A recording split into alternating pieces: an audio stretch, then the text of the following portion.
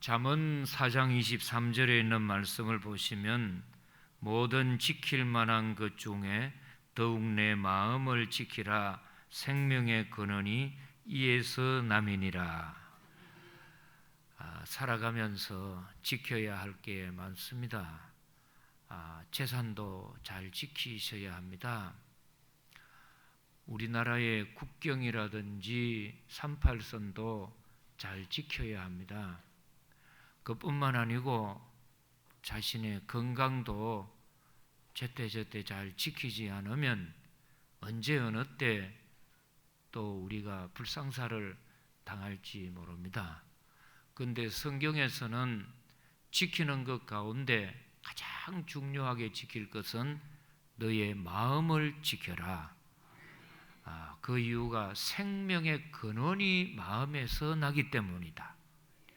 성을 빼앗는 용사라도 할지라도 자기 마음을 빼앗겨 버리면은 무너져 버립니다. 그래서 가장 중요한 것이 자기의 마음인데 이 마음을 어떻게 지킬 수가 있을까?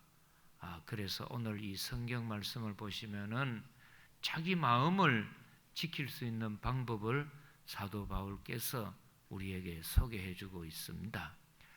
실제로 이 마음을 잘 지켜야 할 이유가 누가복음 23장 21장 34절에 있는 말씀을 보시면 예수님께서 여러 가지로 교훈을 해주고 계십니다. 그 가운데 너희가 스스로 조심하라. 그렇지 않으면 세 가지 방탕함과 술 취함과 생활의 염려로 마음이 둔하여지고 뜻밖의 그날이 덕과 같이 너희에게 임하리라. 우리 마음이 마비가 되는 경우들이 있습니다. 몸이야 어떻게 중풍 걸리시든지 큰 수술을 받고 난 뒤에 마비가 걸리든지 통제가 안 될 경우들이 있지 않습니까? 그런데 이 마음이 마비가 되어서 기능을 상실해 가지고 둔해져 버리고 조그만한 덫을 놓아도 함정을 파놓고 올가미를 놓아도 멀쩡한 정신이 있는 사람 같으면은 저기는 발 들여놓으면 안 되겠네. 그러면 절대 무너지지도 않고 그 사람에게 넘어가지도 않을 겁니다. 그런데 이미 마음이 병들어 버리고 마음이 상실돼 버리고 감각이라든지 분별력을 잃어버리고 나면은 조그만한 유혹에도 금방 넘어가 버리고 말 한마디 듣고도 잠을 못 자고 몇 날 며칠이 아니고 몇 년 동안을 그 말 한마디 때문에 상처를 입어가지고 잠 못 이루고 어려운 사람들이 많습니다. 그럴 때 오늘 이 성경 말씀을 통해 가지고 정말 예수님 말씀을 보세요. 방탕함과 술 취함과 염려라고 했습니다. 방탕이라고 하는 것은 무절제한 생활을 해가지고 타락하는 것을 방탕이라고 하지 않습니까? 그래서 탕자가 부모가 죽기도 전에 많은 재산을 받아가지고 먼 나라에 가서 창기들하고 허랑방탕하게 소비하고 탕진해가지고 돼지 쥐염열매 먹는 신세로 전락을 해버렸을 때에 그렇게 하나님이 버려버렸고 사람들에게는 쓸모없는 쓰레기 같은 인간으로 취급을 받게 되는 삶의 모습이 방탕함입니다. 여러분, 방탕하게 돈도 절제하지 못하고 생활이나 시간이나 자기 육체도 절제하지 못하고 방탕하게 사는 사람들 다 욕을 합니다. 하나님도 굉장히 싫어하십니다. 그뿐만 아니고 그에 못지않게 나쁜 것이 술 취하는 것. 오늘 이 본문에 나오는 술 취하다는 것은 일반 술 취하는 게 아니고 알코올 중독자가 되어가지고 톡시케이팅이라고 해서 완전히 중독 증세가 있어 보십시오. 제정신은 아닙니다. 가족 가운데 알코올 중독자 있어 보십시오. 이 사람은 해야 할 말인지 안 해야 할 말인지 여기에 있어야 할 자리인지 있어서는 안 되는 자리인지 분별력이 없어가지고 그냥 사람들에게 조롱을 당하고 무시를 당하고 결국은 자기가 무너져 버리는 원인이 바로 이 술 취하는 것, 알코올 중독입니다. 그러면 방탕한 것이나 알코올 중독자는 나쁜 것이라고 다 생각을 하는데 정작 우리 삶 가운데에 염려하는 것은 그렇게 그게 뭐 대수겠나고 염려하는 경우들이 많습니다. 그래서 이 염려가 계속 꼬리에 꼬리를 물고 넘어가기 때문에 염려의 노예가 되고 염려의 종살이가 되어가지고 이제는 이제 잠도 못 잡니다. 불면증 오지요, 우울증 걸리지요, 대인기피증 오지요. 나중에는 그만 이 염려 때문에 건강도 다 잃어버리고 세상 사람들에게도 뭐 상대도 못하고 결국은 자살 안 하면은 폐일이 되거나 노숙자로 전락하는 원인 중에 원인이 뭐냐면은 염려라는 겁니다. 그래서 이 염려라고 하는 것은 그냥 단순하게 처리해서는 되지 않는다는 겁니다. 왜요? 방탕한 거 나쁜 것 아시듯이, 알코올 중독이 나쁜 걸 아시듯이, 우리 예수 믿고 하나님과 동행하기를 원하시는 분들 정말 생활의 염려의 노예가 되지 않기를 원합니다. 염려의 포로가 되지 않기를 원합니다. 그래서 어떤 일이 있더라도 우리는 염려하지 마라, 염려하지 마라, 염려하지 마라. 지금 이 염려하지 마라고 하는 방법을 어떻게 해서 그러면 내 마음을 잘 빗장을 걸고 염려가 들어올 때 단속을 할 수 있을까? 그걸 이제 바울 사도께서 이야기를 해줍니다. 자, 오늘 염려가 다가올 때에 여러분 자신의 문에 빗장을 잘 잠그셔서 염려가 오면은 문을 열어주지 마시고 딱 중단을 시키시고 한 발도 내 마음의 문에 들어오지 못하도록 금지를 시키시고 열어주지 않으셔야 합니다. 근데 이게 중요성을 모르면은 염려가 코를 들어멸면 뭐 이까지 좀 하고서는 이런 염려 저런 염려 하다가 밤을 꼬박 세웁니다. 그러면은 그것이 꼬리에 꼬리를 물고 계속 염려가 들어오면은 못 견딥니다. 이럴 때에 염려를 우리가 이길 수 있고 염려를 분별할 수 있는 방법이 뭔가 할 때에 여기에서는 아무것도 염려하지 말고 다만 모든 일에 기도와 간구로 너희 구할 것을 감사함으로 하나님께 아뢰라. 그리하면 모든 지각에 뛰어난 하나님의 평강이 그리스도 예수 안에서 너희 마음과 생각을 지키시리라. 지키시리라. 자, 오늘 본문이 되겠습니다. 한번 보십시오. 빌립보서 4장 6절 말씀 제가 읽어드립니다. 아무것도 염려하지 말고 모든 일에 기도와 간구로 너희 구할 것을 어떻게 아뢰라고 합니까? 감사함으로 하나님께 아뢰라. 7절에 보면은 그리하면 어떤 결과가 일어나느냐? 모든 지각에 뛰어난 하나님의 평강이 그리스도 예수 안에서 너희 마음과 생각을 지키시리라. 오늘 교회에 나오셨는데 성경 말씀 가운데 염려를 막아내고 염려를 처리하고 염려를 이겨낼 수 있고 염려의 노예가 되지 않고 주님이 주시는 평화로움과 기쁨과 은혜의 삶을 살기를 원합니다. 이럴 때 염려를 다스릴 줄 알기를 원합니다.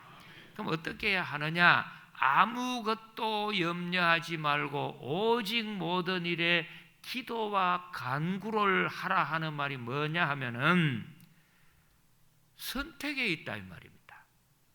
밤새도록 염려하며 살 수도 있고 아니면은 딱 염려가 됩니다.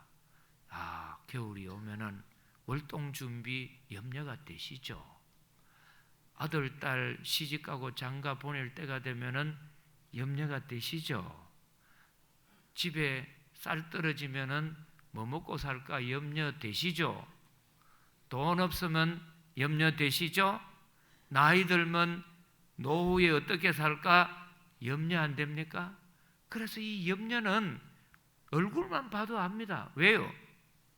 마음의 창문이 얼굴이라고 했어요. 그래서 저 사람 얼굴이 수심이 가득한 사람은 마음에 염려가 있는 겁니다. 옆 사람 얼굴 한번 보세요. 마음이 평안한 것 같은지 염려가 얼굴에 들어가게 있는지 한번 보시라니까. 왜 이 악기 팀들은 한 사람도 염려 없는 사람들 같이 아무도 안 고마 저만 꼬라보고 있어요. 웃자고 하는 말인데 실제로 염려가 있는데 이 염려를 하고 살 건지 아니면 기도하고 살 건지는 나에 있는 선택이라는 겁니다. 나에게 있는 선택이라는 겁니다.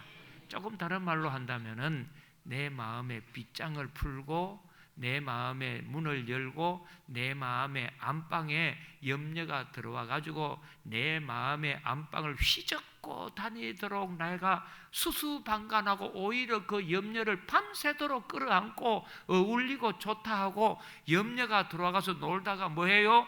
무언가를 내 마음에 집을 지어버립니다. 그러면 자나깨나 그 염려입니다. 떠나지가 않습니다. 이 염려가 한번 딱 찰거리멀거리 들어오면 본더 이상으로 내 마음에 탁 들어와가지고 나하고 산자하고서는 집을 짓고서는요 온갖 동네 염려를 다 끌고 들어오면은 이 염려 저 염려로 인해 가지고 잠 못 자고 못 견딥니다.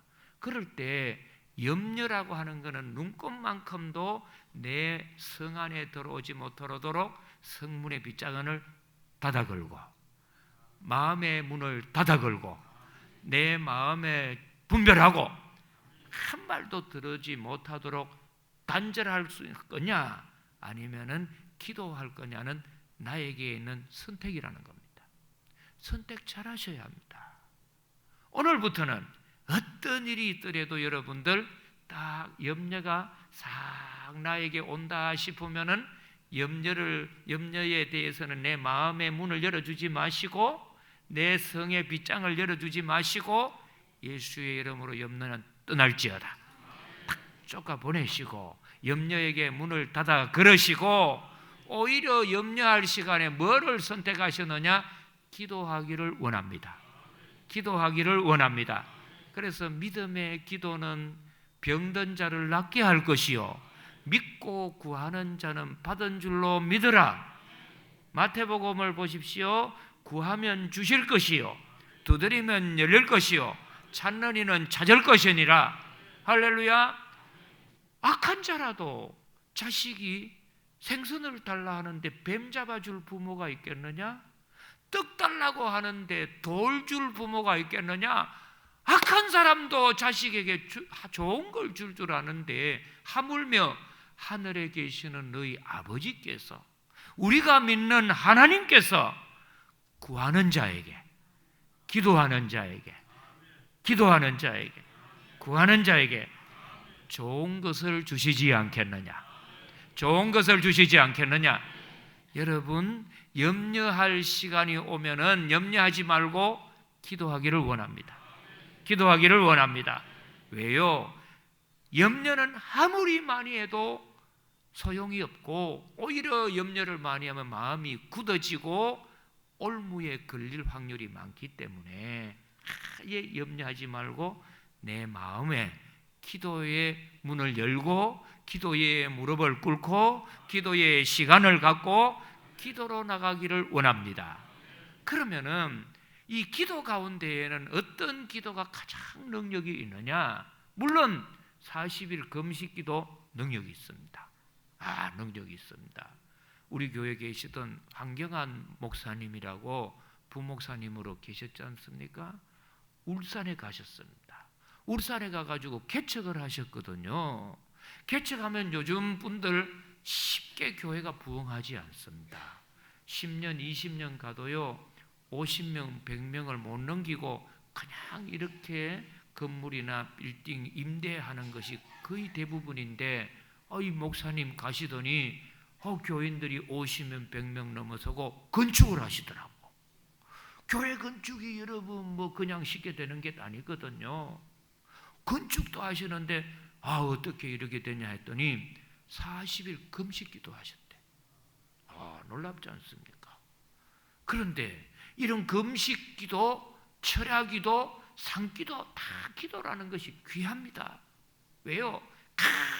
하나님의 능력을 나한테 받을 수 있는 통로가 기도를 통하여 받을 수 있습니다. 저수지에 있는 물을 여러분 가정에 수도로 받으려면 배관이라고 하는 수도관을 통해서 우리 집에 오는 것처럼 하나님의 은혜가 나에게 머물려면은 기도를 통하여, 기도의 수도관을 통하여 주시는 겁니다.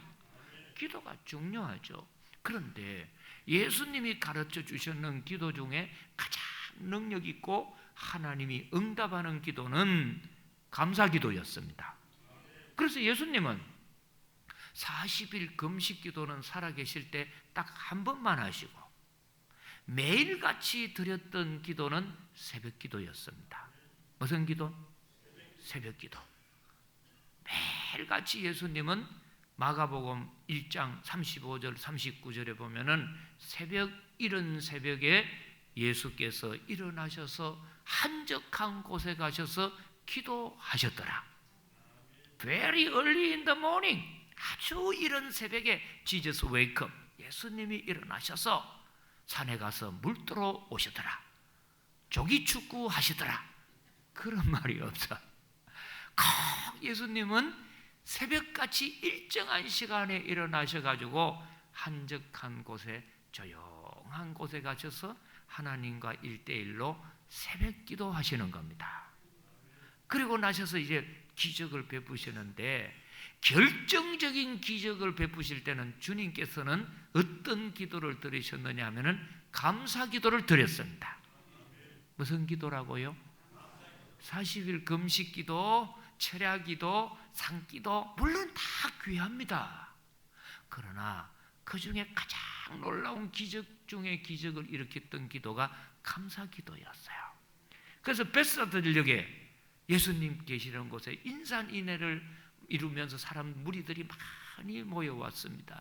때가 되었는데 점심이 확 지나고 저녁 무렵이 되었는데도 빈들에 있으니까, 광야에 나오니까 먹을 것이 없어가지고 무리들이 예수님 말씀 듣고 굶주려 있는 상태가 된 겁니다. 그때 예수님께서 제자들에게 이 사람들에게 먹을 것을 좀 주면 좋겠다 그랬더니, 빌립이라고 하는 제자가 딱 사람 숫자를 해보니까 이 빌립이 굉장히 계산이 빠르고 주산을 빨리 놓는 사람인데, 딱 훑어보더니 장정이 2,000명이나 되니까 이 사람들 먹이려면 200데나리온은 되겠습니다. 그럽니다. 데나리온이라는 말은 유대 나라의 화폐 단위인데, 우리 같으면 장정 한 사람의 하루 일당이 1데나리온입니다. 그러면 200데나리온 정도 된다면은 하루에 10만 원 일당이라면은 10명이면은 얼마가 되겠어요? 100만 원 되겠죠. 200데나리온이라면은 2천만 원입니다. 그러니까 장정만 5천 명이니까 거기에 어린아이들, 여자분들, 나이 드신 분들까지 하면은 아무리 적게 잡아도 15,000명에서 2만 명이 되니까, 적어도 이 사람들을 동시에 먹이려면은 2천만 원 정도의 돈이 있어야 하는데, 우리 수중에 돈이 어디에 있습니까? 할 때에 혹시 너희들 먹을 게 있는가 봐라, 너희 가운데 있는 거 보라 했더니 조그마한 어린아이 하나가 점심 도시락을 가지고 온 겁니다. 물고기 2마리, 보리떡 5개. 보리떡이라고 하는 것을 아시지요? 옛날에 6.25 사변 끝나고 먹었던 개떡입니다. 개떡 안 먹은 분은 뭔 떡인 그 개떡 그 좋은 줄 아는데 아니에요. 그리고 물고기라는 것이 좀 싱싱한 화르가 아니고 옵사리온이라고 하는 소금에 절였는 염장, 노가리 같은 아주 조그만한 겁니다. 이거 조그만한 어린아이 점심 도시락밖에 없다 했을 때 예수님께서는 딱 그걸 받아 손에 드시고 하늘을 우러러 향해서 무슨 기도 하셨느냐? 감사기도 드립니다. 감사기도 드렸습니다. 우리 같으면 하나님 지금 우리가 먹어야 할 사람은 입이 2만 개나 되는데 우리에게 있는 거는 요거 한 줌 쌀밖에 없습니다. 아이고 내 팔자야, 아이고 내 신세야, 이렇게 할 텐데 대부분 여자들이 그러지 않습니까? 평상교 여자분들 말고. 그런데 예수님은 어떤 환경에 있든지 원망과 불평과 염려하지 않았습니다. 염려하지 않았습니다. 오히려 그럼에도 불구하고 하나님이 들으시고 함께 하실 수 있도록 감사 기도를 드리고 떼어주라 하며 계속해서 물고기가 시험없이 나옵니다. 100명이 먹고 200명이 먹고 300명이 먹고 2만 명 올라가려면 하루 종일 해야 됩니다. 10,000명이 먹고 계속해서 끊임없이 감사 기도할 때 기적을 체험한 겁니다. 거기다가 예수님이 뭘 했습니까? 죽은 지 나흘이 됐는 나사로 무덤에 가서 살리셨어요. 그때에 예수님이 드렸던 기도가 뭡니까? 죽었던 나사로야 일어나라, 막 이런 기도를 드리지 않으시고 요한복음을 보십시오. 예수님께서 하나님께, 하나님 지금까지 저의 기도를 들어주시고 제 말을 들어주심을 감사하나이다, 감사하나이다.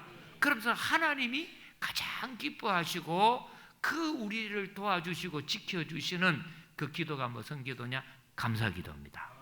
감사기도를 드리시고 나사로야 나오너라 했더니 죽은 지 사흘이 됐는 나사로가 살아서 나오는 겁니다. 보십시오. 기도 중에 제일 능력 있는 기도는 무슨 기도라고요? 감사기도 하면은 하나님이 지켜주시는 겁니다. 하나님이 도와주시는 겁니다. 그래서 다니엘에 있는 말씀을 보면 다니엘 6장에 있는 말씀을 보십시오. 다니엘이 국무총리가 되어가지고 모함을 받습니다. 왜요? 다니엘은 포로로 바벨론 나라에 붙잡혀 갔지만은 포로 신세가 승진해서 수직으로 신분 상승이 되어서 바벨론 나라의 국무총리가 됩니다. 참 어렵지요. 쉽게 이야기하면은 저 필리핀이나 아프리카나 아니면은 저 네팔가나 방글라데시에 있는 그런 우리 이제 산업 근로자가 한국에 와가지고 이 상승 가도를 달려가지고 국무총리가 됐다면 이게 생각이나 하겠습니까? 그처럼 어려운 길인데 그 유대 청년이 바벨론 포로 주제의 국무총리가 되니까 바벨론 거기에 있는 사람들이 텃세를 얼마나 부리겠습니까? 거기다가 한 번 된 게 아니고 3번의 왕조가 바뀔 때 계속 국무총리로 연임을 하니까 주위에 있는 사람들이 온갖 올가미를 씌우고 모함을 하는데 이 다니엘이 걸릴 게 아무것도 없습니다. 뭐 우리나라는 뭐 하니까 온갖 게 다 걸려가지고 법무부 장관 뭐 벗어야 한다, 들어가야 한다, 별 지금 이야기가 있고 어느 분은 뭐 삭발을 하고 막 온갖 지금 뭐 6.25 때 난리는 난리도 아니야. 지금 나라가 난립니다 지금. 근데 솔직히 말하면 뭐 우리나라가 잘 된다면 머리들 못 깎겠습니까? 저보고도 깎으라면 깎죠. 까짓 건 나라가 잘 되는 일이라면 뭐 한 목숨도 바칠 판인데 안 그렇습니까? 아멘 한 사람밖에 안 하는데 솔직히 그렇잖아요. 그런데 이 다니엘은 걸릴 게 아무것도 없어요. 아무리 청문회를 해보고 아무리 특검을 해가지고 바늘구멍같이 조사를 해봐도 걸릴 게 아무것도 없습니다. 그런데 딱 하나 걸린 게 뭐예요? 하나님을 잘 믿으니까 신상을 딱 세워놓고 바벨론 황제의 신상을 세워놓고 신상 황제에게 절하지 않으면은 황제를 섬기지 않는 반역자로 간주해가지고 사자굴에 집어넣겠다는 거죠. 이제는 결단을 해야 되는 겁니다. 내가 이 직책을 감당하려면은 황제 앞에 절을 해야 하고 아니면은 하나님을 잘 믿으려면 거절을 하고 사자굴에 들어가야 할 판인데 이러지도 못하고 저러지도 못하고 흔히 우리나라 말로 하면은 오동나무에 걸렸잖아요. 그때에 다니엘이 했던 말이 뭡니까? 다니엘 6장 10절에 있는 말씀을 보십시오.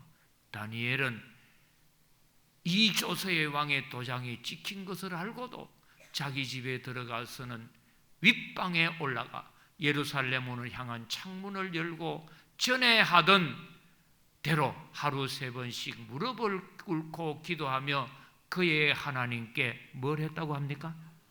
무슨 기도했다고요? 감사 기도를 했어요. 이런 때 뭐 감사가 나오겠나 하는데 이게 믿음입니다. 이게 믿음이고 확신입니다. 나 같은 포로로 붙잡혀 왔는데 국무총리가 되게 한 것도 감사합니다. 한 번도 아니고 2번도 아니고 3번이나 연임하게 해준 거 감사합니다. 내 친구들은 와가지고 국무총리는 고사하고 노예로 살다가 일찍 이렇게 저렇게 죽었음에도 불구하고 살려주신 것만 해도 감사하고 감사를 하고 사자굴 속에 들어가면 하나님 믿는 믿음 때문에 죽는 걸 뻔히 알면서도 감사 기도를 드리는 겁니다. 조금 더 원망 불편하고 감사할 때에 어떤 일이 일어나느냐, 하나님께서 사자의 입을 봉하셔가지고 천사를 통해서 입을 봉하셔서 다니엘의 머리털 하나 상치 않게 하시더라. 우리 성도님들, 염려를 막아낼 수 있는 좋은 길이 뭐냐면 감사기도입니다. 감사기도. 저희 집사람이 저 뒤에 있는데 제가 죄송합니다만 좀 이야기를 하겠습니다. 결혼을 안 하려고 하는 걸 제가 살살 꼬아갖고 했습니다. 저희 집은 시골이고 저희 집사람은 조금 가정의 형편이 그나마 좀 괜찮은 집이었습니다. 그래서 결혼하면서 가문 이설을 해가지고 나한테 시집 오라고 안 올락하는 걸 해가지고 왔는데 결혼 생활을 하면서 살다 보니까 17년쯤 되었을 때에 집사람 나이가 43살인데 집사람 친구 중에 혼자 사는 친구가 속이 안 좋다고 해서 병원에 위내시경을 받으러 가면 좋겠다. 그래서 갔는데 혼자 내시경하기 겁나니까 멀쩡한 우리 집사람보다 같이 내시경 하자는 겁니다. 그래서 나는 괜찮은데 아마 그랬겠지요. 같이 이제 내시경을 하고 결과가 나왔는데 아프다고 하는 친구는 위염으로 나왔고 우리 집사람은 위암으로 나왔습니다. 근데 이게 이제 급성위암이 돼가지고 개구리 알같이 막 번지는 거지요. 일반 암은 이렇게 산끝이 올라오는데 종양인데 그래서 급하게 해가지고 병원에 가서 수술을 했습니다. 근데 이제 이 수술이 일반 수술이 아니고 완전히 위장을 다 드러내야 했습니다. 그래서 이 식도하고 십이지장을 연결시키고 위장을 다 드러내고 그 투병 과정에 제가 이래 보니까 정말 막 안 됐고 온갖 생각이 들고 불쌍한 겁니다. 첫째로 안 오려고 하는 시집을 나한테 와가지고 오래 살지도 못하고 80세까지 살다 죽으면 재수 없으면 90살이고 뭐 이런데 아이고 이러면 어떻게 하겠나. 43살에 죽는 걸 생각하니까 안 됐지요. 거기다가 전도사 시절에 신혼 살림을 하는데 방은 있는데 화장실이 교회 공동 화장실을 썼습니다. 그래서 자다가 한 10여 터 교인들이 쓰는 공동 화장실을 가는데 남자야 뭐 걸어가서 뭐 털렁털렁 보고 오면 되지요. 그런데 새댁이 결혼해가 와가지고 공동 화장실에 그 새벽에 일어나서 저녁에 간다면 어떤 마음이 들까? 막 정말 미안하고 잘해주지도 못했는데 막 불쌍하고 그랬습니다. 그러다가 또 한 번은 우리 교회에 사택이 그때 기름 보일러가 아니고 연탄을 다 뗐지 않습니까? 한 번은 오니까 온다 소리 왔는데도 일어나지도 않는데 이래 보니까 연탄 가스 중독이 된 겁니다.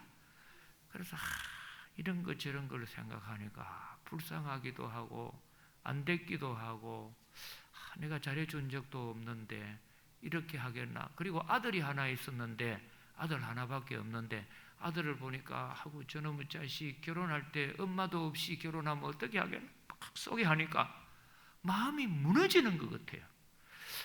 그래서 내가 막 그러고 나니까 밥맛도 없고 잠도 안 오고 사람들 꼴도 보기 싫고 면회 오는 사람들 가운데 막 이리 좀 죄송스럽습니다. 막 건강하고 얼굴에 기름기가 있고 배 좀 나오시고 막 이런 분이 이래 들어가지고요. 목사님 괜찮아요. 하나님이 낫게 해주실 거예요. 막 이러고 석 가버리면요. 네 마누라가 그래봐라. 그런 말 나오는 거야. 막 그런 마음도 들 뿐만 아니고, 그 옛날에는 부인이 죽으면 신문지 가지고 화장실에 가가지고 씩 웃는다 하는데 누가 그런 소리야? 저는 아니었어요. 막 마음이 무너지는 것 같아서. 그래서 너무 사람도 안 만나고 싶고, 면회 오는 우리 큰형님이 좀 그런 체질입니다. 배가 이래 나와가지고 아버지 같이 사과를 배 위에 얹으면 안 떨어졌거든. 배불떡인데, 이거 형님도 막 꼴 보기 싫고. 그래서 그 정신과 의사 아시기 때문에 내가 이거 지금 좀 문제가 있는 거 아니냐 했더니 웃으면서, 목사님 그거 우울증 초기입니다 그래. 목사님이 뭐나무 우울증에 걸리느냐고. 기도해요 그래. 좋아하네. 니 한번 기도해봐라. 지금 나같이 해봐라. 니 마누라 그러면 니도 뭐 그렇게 실실 웃고 나오겠나 말이지. 지난 거 생각해보니까 미안하죠. 참 불쌍하죠. 그래서 기도를 했는데 아무리 마음속에 그걸 지워지지 않는 겁니다. 마음이 막 무너지는 겁니다. 그러다가 성경을 보니까 오늘 이 본문에 그럼에도 불구하고 감사 기도를 드려라. 그래서 이제 집사람하고 저하고 살면서 살아왔을 때에 감사의 조건을 생각하기 시작했습니다. 그래서 이런 감사 저런 감사 생각하면서 가만히 생각을 해보니까 원망과 아쉬움과 불평과 불쌍함과 이런 생각들이 말이죠, 다 사라지고, 그럼에도 불구하고 참 감사하다. 그래서 감사 기도가 저도 모르게 이제 막 나오는데, 그때 제가 놀라운 경험을 지금 그때 했었습니다. 그게 뭐냐면은 시커먼 연기 같은 그런 기운이 제 마음속에 쑥 빠져나가는 것. 그냥 쑥 빠져나가는 것. 그리고 나서는 갑자기 마음속에 편안하고 신선한 생기 같은 바람이 제 마음에 가득히 채워지는 걸 느꼈습니다. 그때 제 마음에 주님이 주시는 평안이 왔는데, 염려하지 마라. 내가 너와 함께 하겠다. 그리고서는요, 우리 집 사람이 그때 5명 수술을 받았어요. 같은 날. 우리 집 사람이 제일 약해가지고 몸무게가 38kg라서 항암 치료를 못 받았습니다. 받는다가 죽는다는 거죠. 약해서. 약이 독하니까. 할 수 없이 치료도 못 받고 지내가는 말로 다른 분들이 5명 중에 제일 일찍 안 죽겠나. 그게 그렇죠. 근데 놀라운 것이 그 이후로 저희 집사람도 감사하고 늘 집사람도 죽을 때 죽겠다 그러고 살겠다 그러더라고요. 그러면서 지내왔더니 그 4명은 제가 옆에 이래 보니까 소식이 두절되어서 안 계시는 것 같은데, 집사람은 굳세어라 금소나 같이 아주 건강하게 살고 있습니다. 여러분, 주어진 환경에 원망과 불평이 많으시겠죠. 그러나 하나님이 지켜주는 마음은 그럼에도 불구하고 감사합니다. 감사하십시오. 말이라도 감사하시면은 하나님은 여러분의 마음을 지켜주십니다. 하나님 아버지, 감사를 통하여 우리 마음을 지켜 주옵소서. 큰 기업체나 가정에서는 자기 자신이 자기 집을 경비나 보안을 쓸 수 없음을 알고 보안이나 경비, 세콤에 맡기는 것처럼 제 마음을 지킬 수 있는 분은 주님밖에 없는 줄로 믿사오니, 감사 기도를 통하여 주님 제 마음을 다스리시고 지켜 주옵소서. 예수님 이름으로 기도드리옵나이다. 아멘.